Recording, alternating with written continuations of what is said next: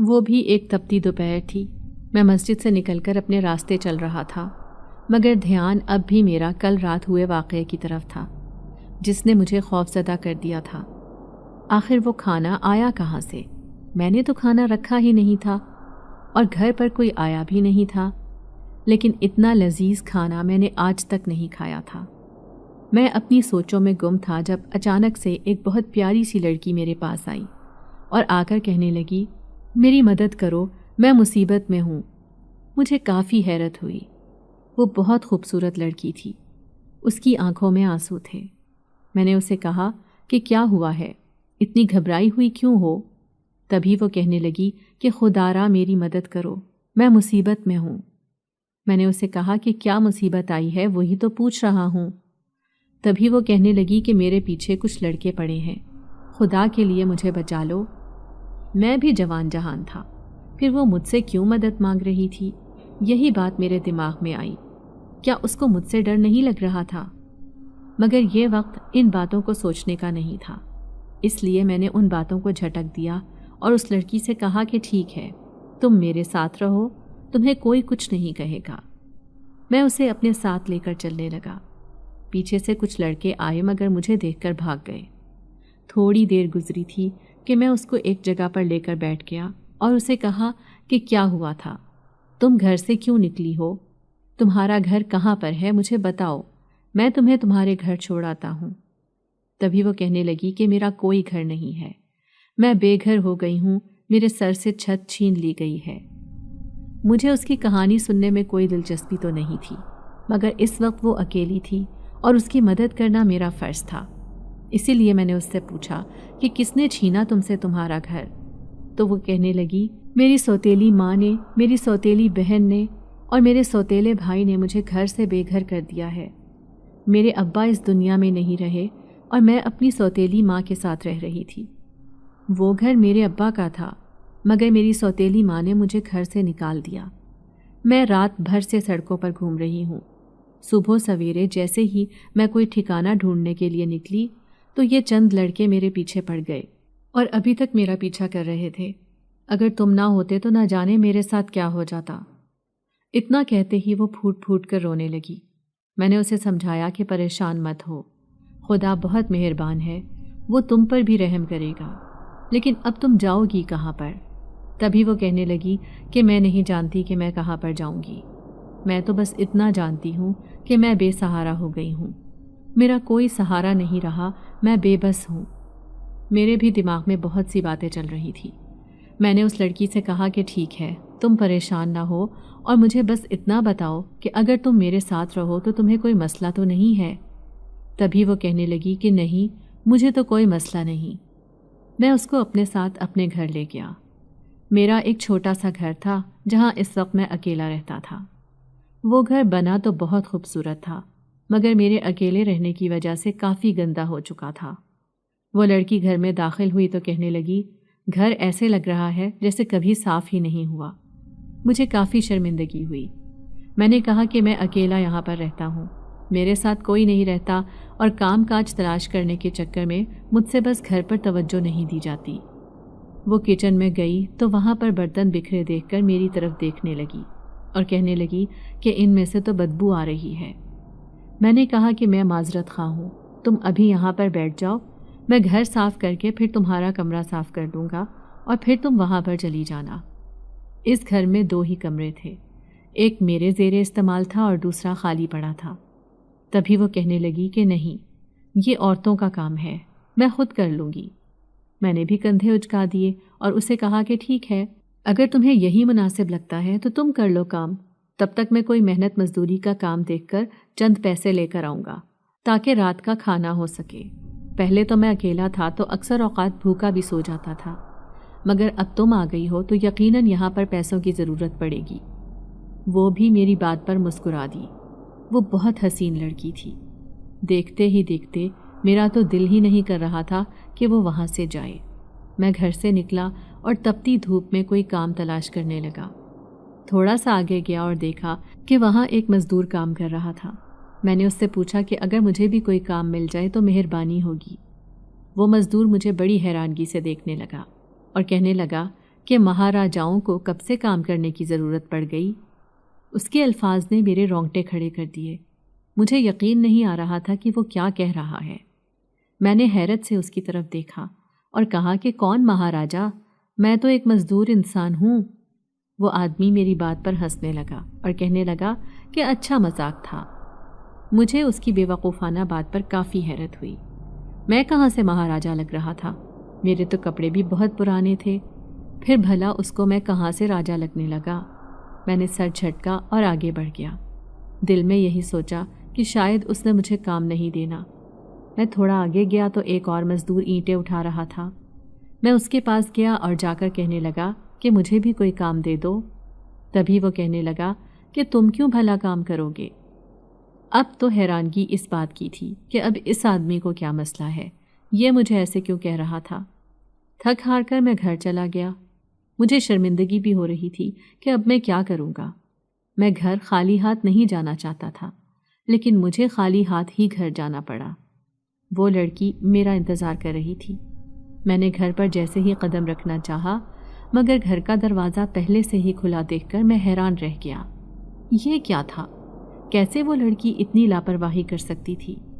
میں جلدی سے گھر کے اندر داخل ہوا۔ تبھی ایک خوشبو کا جھونکا میری ناک سے ٹکرایا۔ میں نے جیسے ہی آنکھیں کھول کر گھر کی حالت دیکھی تو میری آنکھیں کھلی کی کھلی رہ گئیں، کیونکہ گھر بہت خوبصورتی سے صاف ستھرا ہوا تھا۔ ہر چیز اپنی جگہ پر تھی۔ مجھے تو یقین نہیں آ رہا تھا کہ چند گھنٹوں میں اس لڑکی نے کتنی مہارت سے پورا گھر صاف کر دیا تھا۔ مگر وہ لڑکی اس وقت ہے کہاں پر؟ تبھی میں نے کچن میں دیکھا تو میری حیرت کی انتہا نہ رہی جب وہاں پر لذیذ پکوان بنا پڑا تھا۔ یہ چیزیں کہاں سے آئیں؟ گھر میں تو راشن تھا ہی نہیں۔ مجھے کافی حیرت ہوئی۔ میں اس لڑکی کو ڈھونڈنے لگا، مگر وہ لڑکی کہیں پر بھی نہیں تھی۔ گھر اتنا بڑا تو نہیں تھا، ایک چھت تھی اور 2 کمرے، ایک کچن تھا۔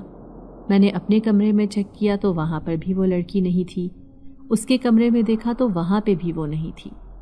تھک ہار کر مجھے چھت پر جانا پڑا، مگر چھت پر بھی اس کا کوئی نام و نشان نہیں تھا۔ اب تو مجھے فکر ستانے لگی تھی کہ نہ جانے وہ کہاں چلی گئی ہے۔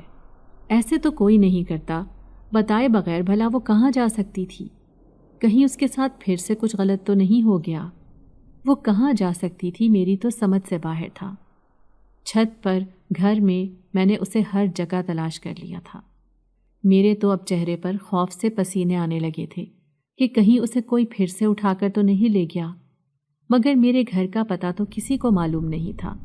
پھر وہ کہاں گئی؟ میں گھر سے باہر نکلا اور ادھر ادھر دیکھنے لگا کہ شاید کہیں وہ نظر آ جائے، لیکن پوری گلی میں وہ کہیں نہیں تھی۔ آس پاس سے گزرتے ہوئے لوگ مجھے دیکھ کر حیران ہو رہے تھے۔ جو مجھے جانتے تھے وہ رک رک کر پوچھ رہے تھے کہ کیا بات ہے، چہرے سے کافی پریشان لگ رہے ہو، جیسے بہت قیمتی چیز کہیں کھو گئی ہو۔ میں ان کو کوئی جواب نہیں دے رہا تھا، کیونکہ میں کسی کو ابھی کچھ نہیں بتا سکتا تھا۔ سب مجھ پر شک کرتے اور ایسے میرے لیے پریشانی بھی بن سکتی تھی۔ اسی لیے میں سب کو بس اتنا کہہ رہا تھا کہ کچھ نہیں، بس گھر میں گھٹن سی محسوس ہو رہی تھی تو باہر آ گیا۔ مجھے جھوٹ بولتے اچھا نہیں لگ رہا تھا، کیونکہ میں نے کبھی جھوٹ نہیں بولا تھا۔ تھوڑی دیر گزری تھی کہ میں ابھی بھی گلی میں کھڑا ادھر ادھر دیکھ ہی رہا تھا کہ وہ لڑکی پڑوس میں سے نکلتی ہوئی نظر آئی۔ اس کو دیکھ کر میری جان میں جان آئی۔ میں نے حیرت سے اس کی طرف دیکھا۔ وہ اب میرے پاس آئی اور آ کر کہنے لگی کہ آپ کب آئے؟ میں کافی دیر سے آپ کا انتظار کر رہی تھی۔ اس کی خوبصورت آنکھیں مسکرا رہی تھیں، جنہوں نے مجھے اپنی آنکھیں چرانے پر مجبور کر دیا تھا۔ مجھے اس لڑکی پر اتنا غصہ تھا کہ میں نے اسے کوئی جواب نہ دیا اور گھر کے اندر چلا گیا۔ وہ بھی گھر کے اندر آئی اور آ کر کہنے لگی کہ کیا ہوا، سب ٹھیک تو ہے؟ آپ پریشان لگ رہے ہیں، کیا ہوا ہے؟ کام نہیں ملا کیا؟ اس وجہ سے پریشان ہے؟ میں نے اس کی طرف غصے سے دیکھا تو وہ ایک دم سہم گئی۔ میں نے لمبا سانس کھینچا اور میں نے اسے کہا کہ تمہارے اندر عقل نام کی کوئی چیز ہے بھی یا نہیں؟ تمہیں نہیں معلوم کہ تمہارے ساتھ کیا حادثہ ہوا ہے؟ اس کے باوجود تم مجھے بتائے بغیر گھر سے باہر نکل گئی۔ تم یہاں میری ذمہ داری بن کر آئی ہو۔ بہتر یہی ہے کہ جو بھی کرنا ہو مجھے بتا کر کیا کرو۔ وہ لڑکی بھی کافی شرمندہ لگ رہی تھی۔ مجھے اس کو شرمندہ کرنا اچھا نہیں لگ رہا تھا۔ میں نے اس کو کہا کہ ٹھیک ہے، پریشان مت ہو، لیکن آگے سے دھیان رکھنا۔ کہنے لگی کہ مجھے بھی اس بات کا خیال رکھنا چاہیے تھا، میری غلطی ہے، میں آگے سے اس بات کا بہت اچھے سے خیال رکھوں گی۔ میں نے کہا ٹھیک ہے، لیکن ایک بات بتاؤ کہ یہ کچن میں جو سالن پڑا ہے، کھانا بنا پڑا ہے، یہ اتنا زیادہ کہاں سے آیا؟ تبھی وہ کہنے لگی کہ وہ تو میں نے بنایا ہے۔ میں نے کہا کہ گھر پہ تو راشن ہی نہیں تھا۔ تبھی وہ ایک دم گڑبڑا گئی اور کہنے لگی کہ ہاں، میں آج ساتھ والوں کے گھر گئی تھی، انہیں بتایا کہ ہم لوگ یہاں پر نئے آئے ہوئے ہیں۔ تبھی وہ باتوں باتوں میں کہنے لگی کہ ہم ہر سال لوگوں کو راشن دیتے ہیں۔ میرے دماغ میں بھی یہ خیال آیا کہ کیوں نہ میں بھی ان سے آج کے لیے راشن لے لوں۔ تبھی انہوں نے مجھ سے پوچھا کہ کیا آپ لوگوں کو بھی راشن چاہیے؟ تو میں نے کہا کہ نہیں، ہم مستحق تو نہیں ہیں، لیکن اس وقت مجھے بھی ضرورت ہے۔ تو بس پھر انہوں نے آج کے لیے مجھے راشن دے دیا۔ میں نے اس لڑکی سے کہا کہ آج کے بعد کسی سے کچھ مانگنے کی ضرورت نہیں ہے، میں ادھر ادھر کام دیکھ رہا ہوں، جیسے ہی کام مل جائے گا میں گھر پر راشن لے آؤں گا۔ تبھی وہ کہنے لگی کہ ٹھیک ہے، ورنہ تب تک ہم کھائیں گے کیا؟ میں نے اس سے کہا کہ فکر نہیں کرو، کل ہی مجھے کوئی نہ کوئی کام مل جائے گا۔ میں 5 وقت کا نمازی تھا، وہ ہر وقت مجھے دیکھتی رہتی۔ میں جب بھی نماز پڑھنے نکلتا تو کہتی کہ نماز پڑھنے جا رہے ہو، میرے لیے بھی دعا کرنا۔ میں اس کی بات پر مسکرا دیتا اور کہتا کہ ضرور، تم بھی نماز پڑھا کرو۔ کہنے لگی کہ میں بھی ہر وقت اللہ کی عبادت کرتی رہتی ہوں، میرا تو کام ہی یہ ہے، جبکہ میں نے اس کو اتنا خاص کوئی عبادت کرتے نہیں دیکھا تھا۔ میں نے سر جھٹکا اور کہا کہ یہ تو خدا اور اس کا معاملہ ہے، میں بھلا کیوں اس میں اس کے ساتھ بحث کروں؟ اس لیے خاموشی سے نماز پڑھنے چلا گیا۔ میں مسجد اقصیٰ میں نماز پڑھ رہا تھا جب اچانک سے میرا سر بہت بری طرح سے چکرانے لگا۔ مجھے سمجھ نہیں آ رہی تھی کہ میرے ساتھ کیا ہو رہا ہے۔ آنکھوں کے آگے اندھیرا چھا رہا تھا۔ میں اپنا سر پکڑ کر بیٹھ گیا۔ تبھی ایک مولوی میرے پاس آیا اور آ کر کہنے لگا کہ کیا ہوا ہے؟ طبیعت تو تمہاری کچھ خراب سی لگ رہی ہے۔ میں نے اسے کہا کہ مولوی صاحب، مجھے نہیں پتا، ابھی بیٹھے بیٹھے بس سر چکرانے لگا تھا۔ میں اسی مسجد میں نماز ادا کرتا تھا اور تب سے اس مسجد میں جا رہا تھا جب سے میری عمر تقریباً 8 سال تھی۔ میں مولوی صاحب کو بہت اچھے سے جانتا تھا۔ اب تو وہ بہت ضعیف ہو چکے تھے اور وہ بھی مجھے بہت اچھے سے جانتے تھے۔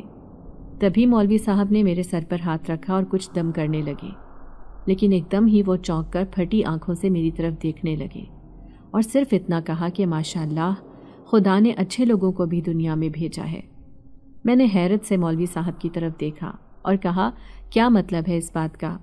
تبھی وہ کہنے لگے تم فکر مت کرو، تمہاری زندگی بہت پرسکون ہے، جہاں جہاں راستوں میں خرابیاں آئیں گی وہ تمہارے سب راستے صاف کرتی جایا کرے گی، تمہارا بہت خیال رکھے گی، خدا نے اس کو تمہاری نیکیوں کے بدلے بھیجا ہے۔ میں کافی حیران ہوا اور مولوی صاحب کو دیکھنے لگا۔ میں نے مولوی صاحب سے کہا کہ اس بات کا کیا مطلب ہے؟ میں کچھ سمجھا نہیں، آپ کیا کہنا چاہتے ہیں؟ صاف صاف مجھ سے بات کر سکتے ہیں۔ تبھی مولوی صاحب کہنے لگے کہ میں نے تمہیں جتنا بتانا تھا بتا دیا، آگے اس کو تم نے خود دیکھنا ہے، خود پہچاننا ہے، اس سے زیادہ میں تمہاری مدد نہیں کر سکتا۔ میں خاموش ہو گیا کیونکہ میں ان کے ساتھ بحث کرتا بھی تو کیا، مجھے تو ان کی بات کی سمجھ ہی نہیں آئی تھی۔ ان کی بات کا تو نہ کوئی سر تھا اور نہ ہی کوئی پیر۔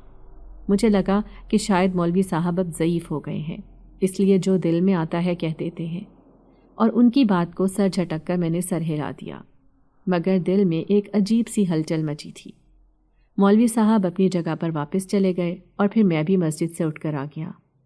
ایک دم سے پیٹ درد کرنے لگا تھا، بھوک کا شدت سے احساس ہو رہا تھا۔ جلدی جلدی گھر پہنچا تاکہ پیٹ بھر کر کھانا کھا سکوں، مگر دل میں ایک خیال بھی آیا کہ بھلا گھر میں کھانا کہاں سے آئے گا؟ کچھ دن پہلے جو مزدوری ملی تھی وہ تو 1 ہفتے میں ختم ہو گئی تھی، لیکن پھر نہ جانے کیوں دل میں خیال سا آیا کہ مریم نے گھر پر کچھ بنا کر رکھا ہوگا، وہ کوئی نہ کوئی جگاڑ کر لیتی ہے۔ پھر اچانک سے مولوی صاحب کی بات میرے دماغ میں آئی۔ میں نے بھی سوچ لیا تھا کہ میں اپنی زندگی میں ہونے والے ہر واقعے پر نظر رکھوں گا۔ میں مسجد سے باہر نکلا تو آج پھر سے وہی گرمی جس سے انسان کا پورا جسم جل جائے، لیکن اچانک نہ جانے کہاں سے ٹھنڈی ہوا کا جھونکا میرے قریب آیا۔ میں اس میں اتنا کھو گیا کہ مجھے پتہ ہی نہ چلا کہ میں کب چلتے چلتے اپنے گھر تک بھی پہنچ گیا۔ حیرت اس وقت ہوئی جب اپنے دروازے کے آگے جا کر کھڑا ہوا۔ میں نے سامنے نظر دوڑائی تو سامنے دروازہ کھولے وہی لڑکی کھڑی تھی جس کے چہرے پر ہمیشہ کی طرح آج بھی مسکراہٹ تھی۔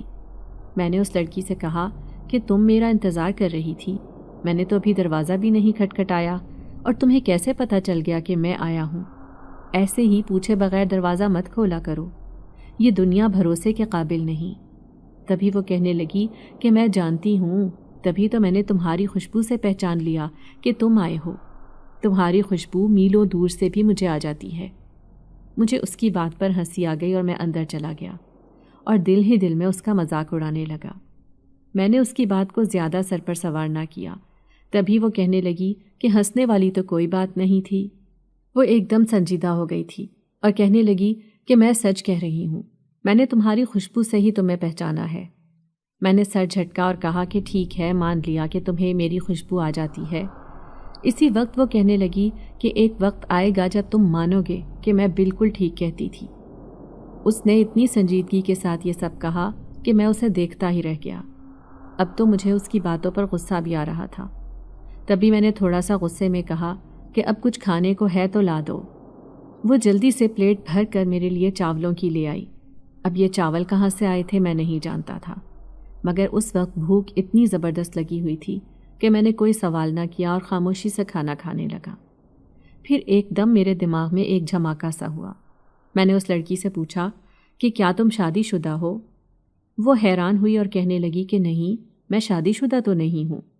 تبھی میں نے کہا کہ تمہیں یہاں میرے ساتھ رہتے بہت عرصہ ہو گیا ہے، لوگ آتے جاتے ہم دونوں کو گھر سے نکلتے اندر جاتے دیکھتے ہیں۔ اب تو بہت سے لوگ مجھ سے سوال بھی کرنے لگے ہیں کہ تمہارے گھر میں جو عورت رہتی ہے وہ کون ہے، اسی لیے بہتر ہے کہ میں تم سے نکاح کر لوں۔ اگر تمہیں کوئی مسئلہ نہ ہو اور تمہاری اجازت ہو تو کیا میں تم سے نکاح کر سکتا ہوں؟ وہ میری بات پر حیران ہوئی اور کہنے لگی کہ مجھے لوگوں کی پرواہ نہیں ہے۔ بھلا تم کیوں لوگوں کی پرواہ کرتے ہو؟ یہ کون سا ہمیں کچھ کھانے کو دیتے ہیں؟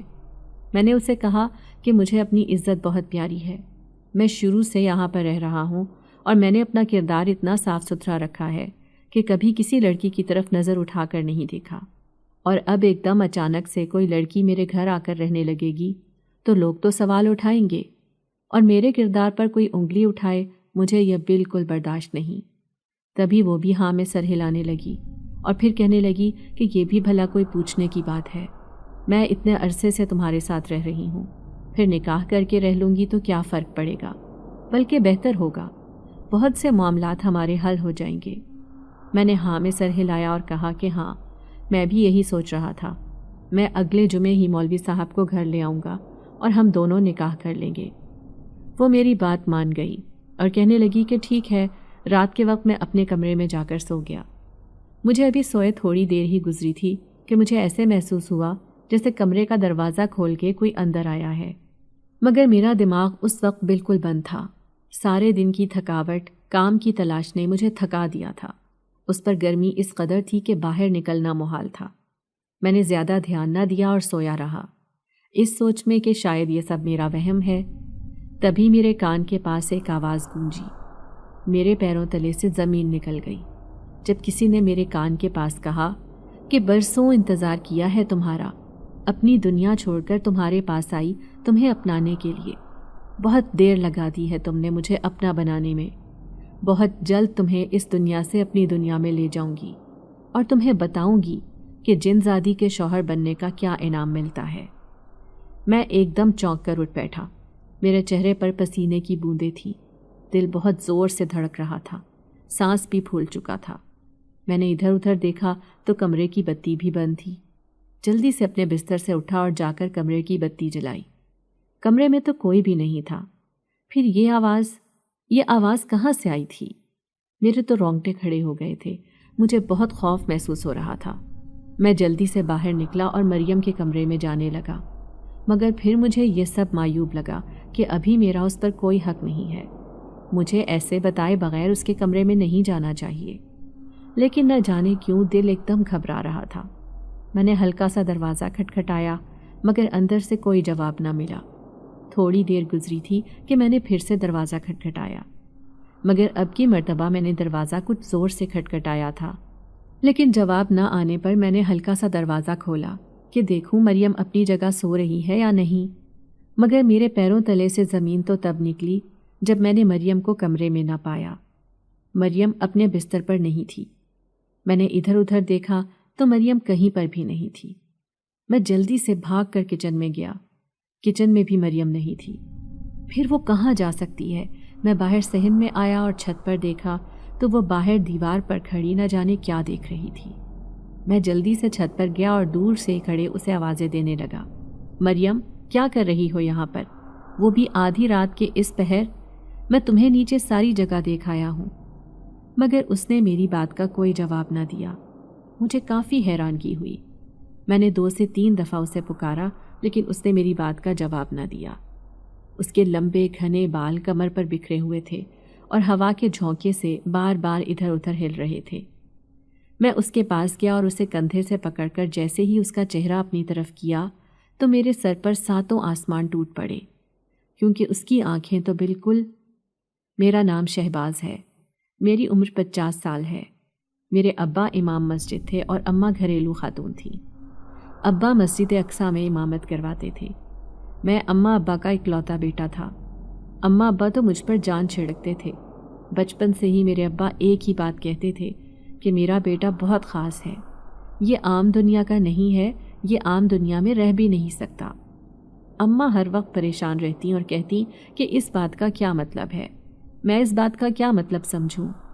تبھی ابا کہا کرتے تھے کہ وقت کے ساتھ ساتھ سب سمجھ آ جائے گا، وقت سے پہلے نہ کسی کو کچھ ملا ہے اور نہ ملے گا۔ گزرتے وقت کے ساتھ ابا ایک بہت بری بیماری میں مبتلا ہو گئے۔ ابا کو کینسر ہو گیا۔ دن بدن ان کی حالت بگڑتی جا رہی تھی اور ہم لوگ اتنے بے بس تھے کہ کچھ کر بھی نہیں سکتے تھے، کیونکہ ابا اکیلے ہی ہم لوگوں کو پالنے والے تھے۔ ہمارا کوئی رشتہ دار بھی یہاں پر نہیں تھا۔ اماں سارا دن لوگوں کے گھروں میں کام کرتی اور پھر جو پیسے ملتے تھے اس سے ابا کا علاج کرواتی، مگر آخر کب تک وہ اپنی تھوڑی سی کمائی سے ابا کا علاج کروا سکتی تھی؟ ابا کا علاج دن بدن مہنگا ہوتا جا رہا تھا۔ ایک روز اماں کے پاس کوئی پیسے نہیں تھے کہ گھر میں روٹی بھی نہیں پک سکتی تھی۔ تبھی ابا کی حالت بھی کافی بگڑی ہوئی تھی۔ ابا کو ہسپتال لے کر جانے کی ضرورت تھی، مگر ہمارے پاس اتنے وسائل نہیں تھے کہ ابا کو ہسپتال لے کر جاتے، اور پھر ہماری آنکھوں کے سامنے ہی ابا نے تڑپ تڑپ کر جان دے دی۔ اماں کو دیکھ دیکھ کر میرا سانس رکتا تھا۔ اس وقت میری عمر محض 8 سال تھی۔ میں ایک چھوٹا بچہ تھا مگر بہت عقل مند تھا، اپنی عمر سے زیادہ ذہین تھا، ہر بات کو سمجھ جاتا تھا۔ میں اماں کے پاس گیا تو اماں کہنے لگی کہ دیکھ لو اپنے ابا کو آخری مرتبہ، اس کے بعد تمہارے ابا تمہیں کبھی بھی نظر نہیں آئیں گے۔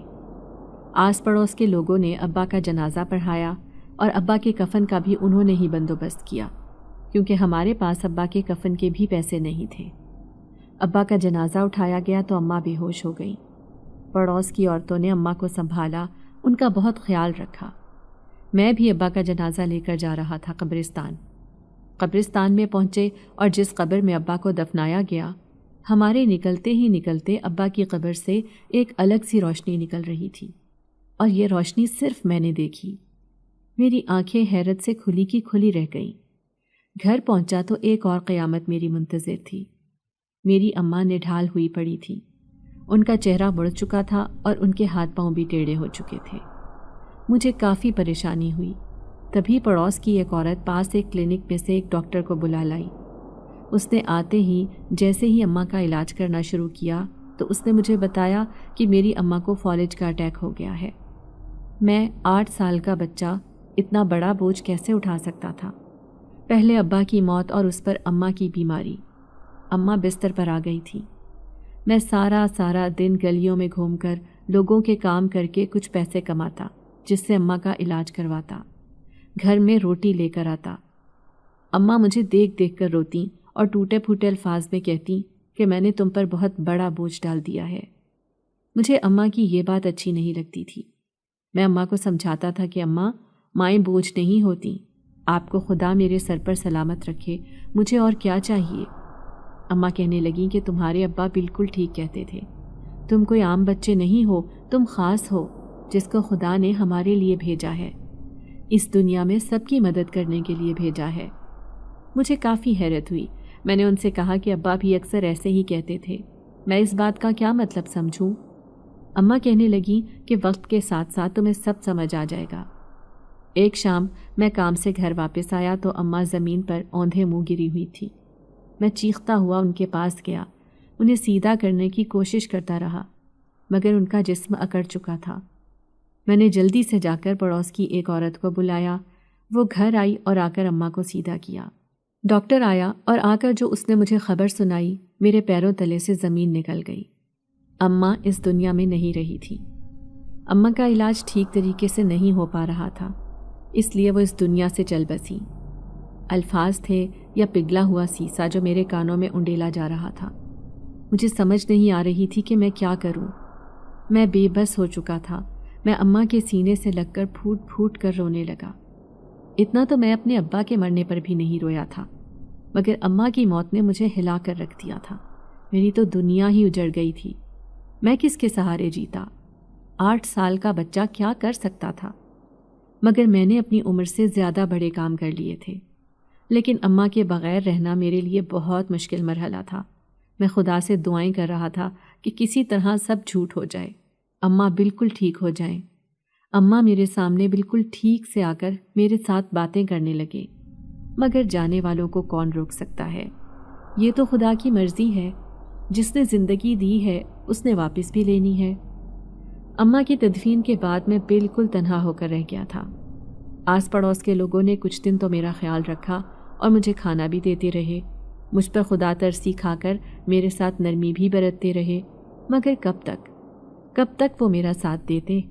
کب تک مجھے پالتے؟ کب تک وہ مجھے اپنے ساتھ رکھتے؟ ایک نہ ایک دن تو مجھے اپنے پیروں پر کھڑے ہونا ہی تھا۔ کب تک میں کسی کے سہارے پر رہتا؟ اسی لیے میں نے سوچ لیا تھا کہ میں خود کماؤں گا اور اپنے گھر پر ہی رہوں گا۔ مجھے آس پڑوس کے لوگوں نے کافی کہا کہ تمہیں ابھی کمانے کی ضرورت نہیں ہے، تم ابھی بچے ہو، مگر میں نے انہیں کہا کہ نہیں، میں مزید آپ لوگوں پر بوجھ نہیں بن سکتا، میں اپنا کما کر خود کھانا چاہتا ہوں۔ تبھی میں جن کے گھر رہتا تھا وہ کہنے لگے کہ کہاں جاؤ گے، کیا کماؤ گے اور کس طرح کھاؤ گے؟ تم ابھی بچے ہو، تمہیں اس بات کی سمجھ کیوں نہیں آ رہی؟ میں نے ان کی بات کا کوئی جواب نہ دیا اور ان سے کہا کہ نہیں، بس میں کہہ رہا ہوں کہ میں خود کما لوں گا، خود کھا لوں گا۔ اتنا کہہ کر میں ان کے گھر سے ان کا شکریہ ادا کر کے نکل آیا، کیونکہ ان کے بہت سے احسانات میرے سر پر تھے۔ انہوں نے مجھے اتنے دن پال پوس کر بڑا کیا تھا۔ میں 1 سال ان کے پاس رہا تھا۔ اماں کی موت کو 1 سال ہو چکا تھا۔ میں 9 سال کا ہوا تو بھوک کی شدت سے میں مسجد میں چلا گیا۔ وہاں جا کر ایک کونے میں بیٹھ گیا۔ تبھی امام مسجد میرے پاس آیا اور آ کر کہنے لگے کہ بچے کیا ہوا ہے، تم یہاں پر کیوں بیٹھے ہوئے ہو؟ تو میں ان کو دیکھ کر رونے لگا اور کہا کہ میرے اماں ابا اس دنیا میں نہیں رہے، میرے پاس کوئی کام کاج بھی نہیں ہے۔ میں آس پڑوس کے لوگوں کے گھر میں رہ رہا تھا، مگر میں کب تک ان کے گھر میں رہتا؟ میں اپنے پیروں پر کھڑا ہونا چاہتا تھا، اس لیے میں نے ان کا گھر چھوڑ دیا۔ مگر اب مجھے بہت بھوک لگی ہے، مجھے سمجھ نہیں آ رہا کہ میں کھانا کہاں سے کھاؤں۔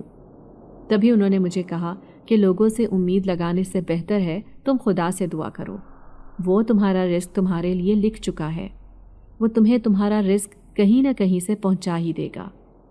میں بچہ تھا، مولوی صاحب کی بات اپنے دل و دماغ میں ایسی بٹھائی کہ آج تک نہ بھولی تھی۔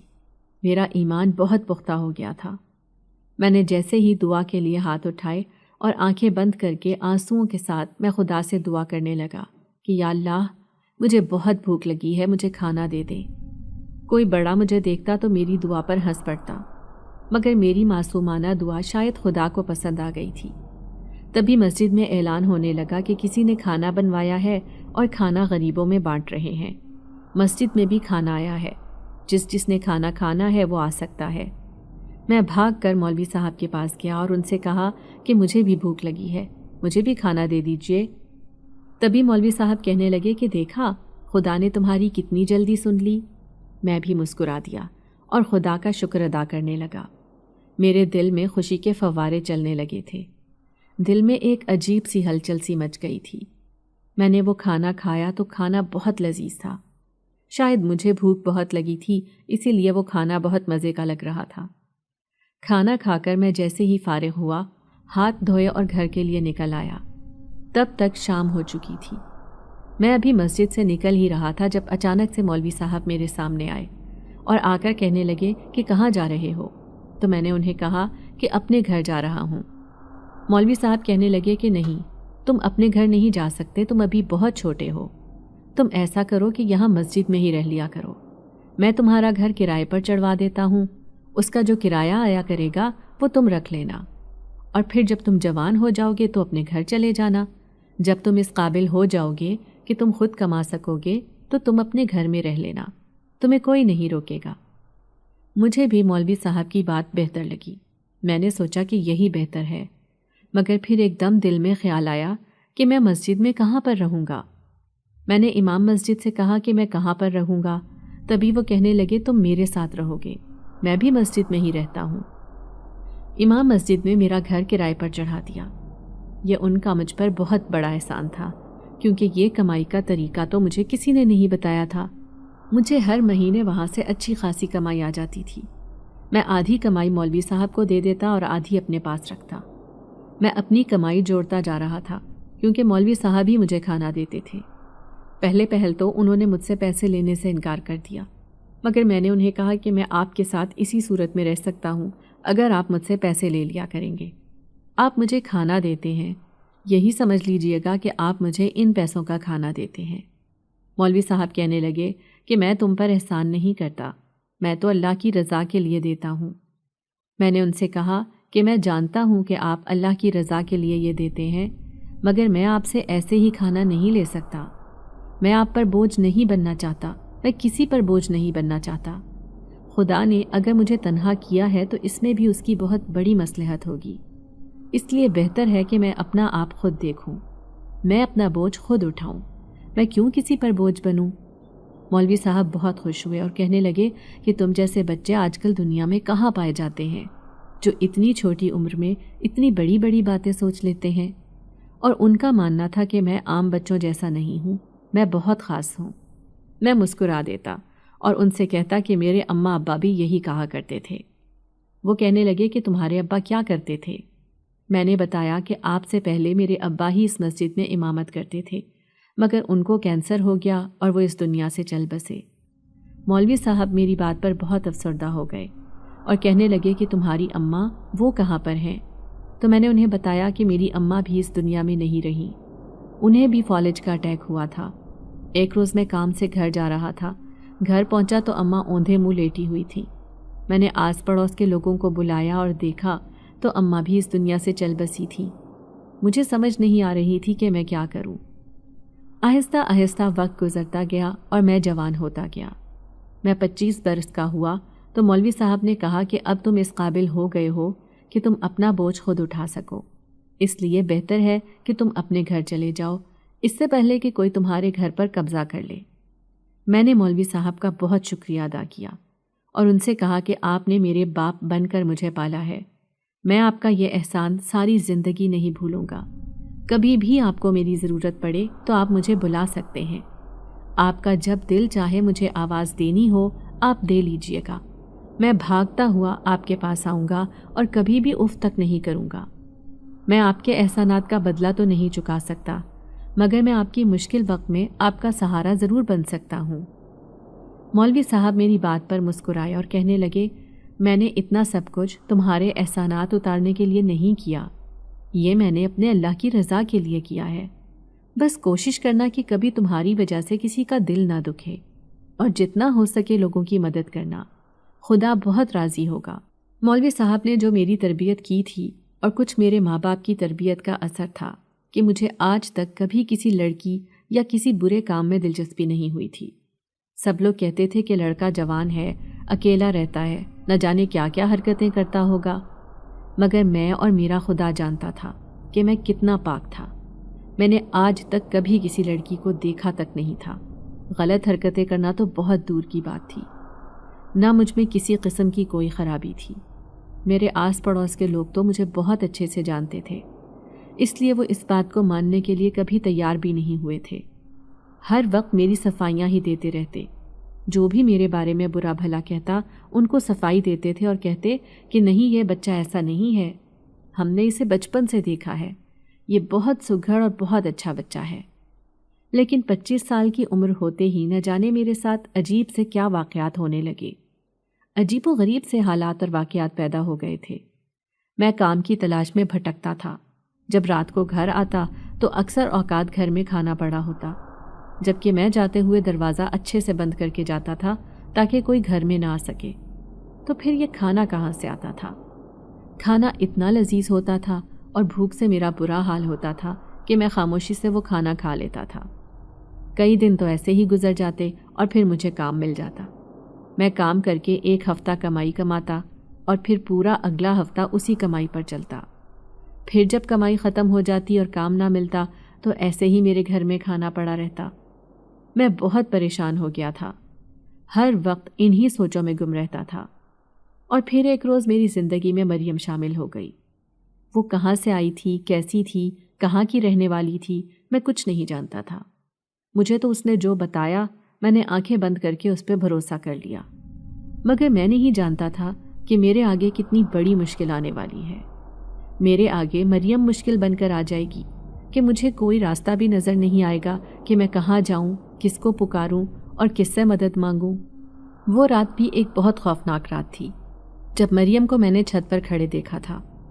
مریم کا چہرہ میں نے جیسے ہی اپنی طرف کیا، اس کی آنکھیں سفید رنگ کی ہو گئی تھیں اور وہ بہت عجیب طریقے سے مجھے دیکھ رہی تھی۔ اس کی گردن بالکل ٹیڑھی ہو گئی تھی۔ اس نے زور سے میرے کندھوں کو پکڑا اور مجھے ایسے لگنے لگا جیسے میرے کندھے میرے ساتھ سے اتر کر نیچے گر جائیں گے۔ اس کے ہاتھوں میں اتنی گرفت تھی کہ میں کوشش کے باوجود بھی اپنے کندھے نہیں چھڑا پا رہا تھا۔ میں نے بہت کوشش کی کہ کسی طرح وہ میرے کندھے چھوڑ دے، مگر اس نے میرے کندھے بہت زور سے جکڑ رکھے تھے۔ میں نے مریم سے کہا کہ مریم، کیا ہوا ہے؟ تم ایسے رویہ کیوں کر رہی ہو؟ میرے کندھے درد کر رہے ہیں، چھوڑ دو۔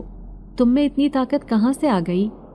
تبھی وہ عجیب و غریب سی مردانہ آواز میں کہنے لگی کہ تم نے اتنی دیر کیوں لگا دی؟